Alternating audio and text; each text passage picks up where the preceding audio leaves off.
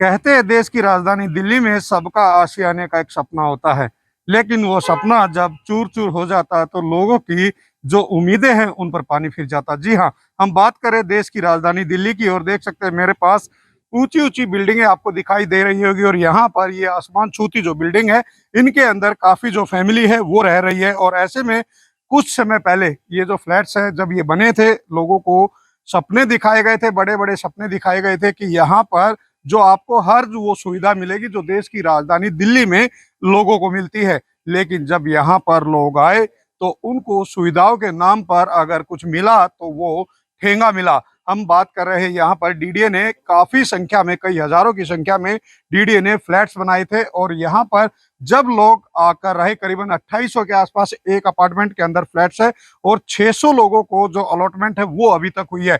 6 महीने हुए हैं, क्योंकि बात की जाए कोई भी कंपनी जब कोई भी या गवर्नमेंट तंत्र कोई भी फ्लैट्स बनाता है तो उनको एक समय सीमा दी जाती है और उसके बाद कि 5 साल के लिए आपको मेंटेनेंस फ्री दी जाएगी और यहाँ पर जो लोग रह रहे हैं उनको तमाम वो सुविधाएं दी जाएगी जो मिलनी चाहिए। लेकिन शायद वो जो सुविधाएं है वो नहीं मिली है, क्योंकि यहाँ पर 6 महीने के अंदर ही जो लिफ्ट है, जो फायर फाइटिंग के जो उपकरण है वो सभी खराब है। लोगों से बात करेंगे। आप यहाँ पर इकट्ठा हुए, क्या कारण है?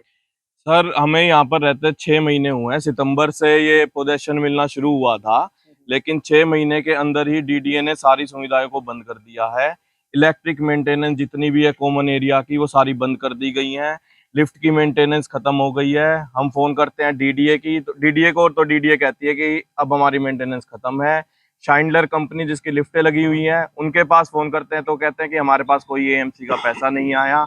अब आप बताइए, 600 लोगों को पोजीशन दिया है डीडीए ने, हजारों की तादाद में अभी पेंडिंग है। अपना काम उन्होंने समय पर करा नहीं, लेकिन समय से पहले ही मेंटेनेंस का खर्चा 600 परिवारों पर डाल दिया है। ये सारे फ्लैट ईडब्ल्यूएस कैटेगरी के हैं, यानी कि कम आयु वाले लोगों के हैं। जो बिजली का बिल है वो 8 लाख रुपए महीने का बिजली का बिल है कॉमन एरिया का। 600 लोग कैसे उस बिल को भरेंगे? कैसे लाखों की मेंटेनेंस लिफ्टों की वो कर पाएंगे? डीडीए से जवाब पूछते हैं तो वो कहते हैं उस अधिकारी के पास जाओ, उस अधिकारी के पास जाओ। यहाँ पर 15 फ्लोर की ये बिल्डिंग है, जिसने अपनी कमाई से 15वें फ्लोर पर फ्लैट लिया है 10-12 लाख का, वो बिना लिफ्ट के कैसे ऊपर चढ़ेगा? लेकिन डीडीए की तरफ से कोई जवाब नहीं आ रहा और ना ही और कोई सुनने वाला है। कुछ पास कहो तो हमने अभी हैंडओवर लिया नहीं। सबके बीच में यहाँ की आम जनता, गरीब जनता वो पिस रही है।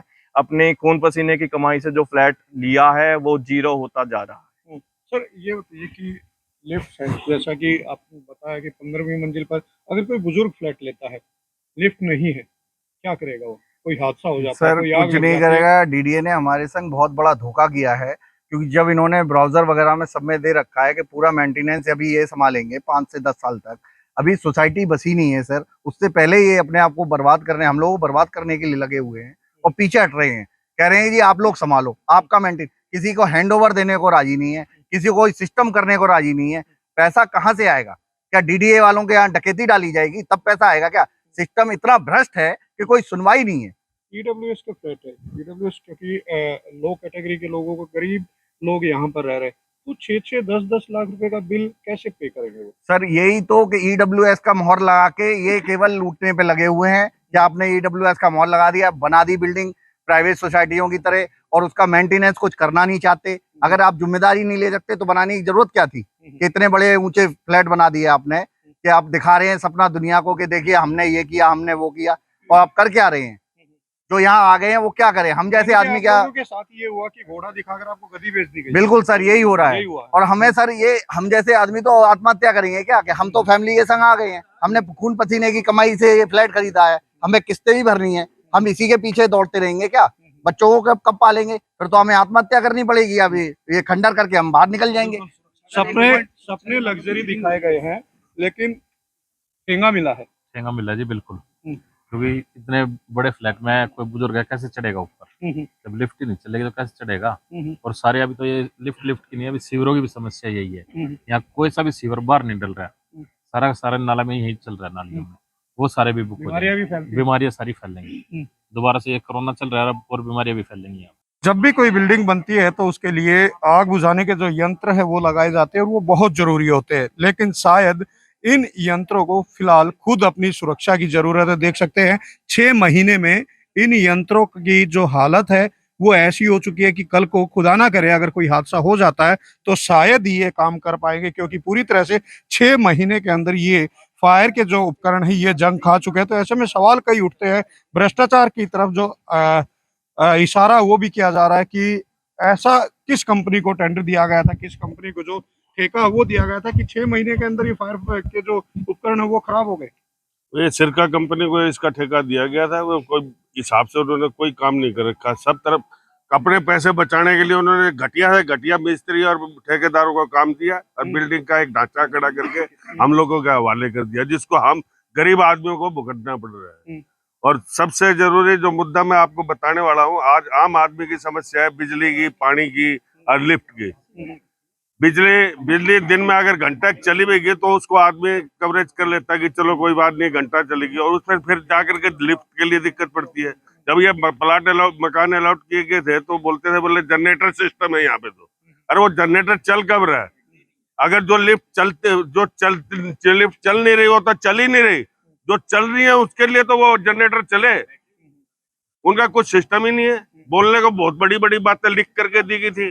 और पानी की समस्या जो ऐसी है जो आदमी को सुबह उठते ही, एक मिनट, पानी की समस्या सुबह उठते ही जोर पड़ती है।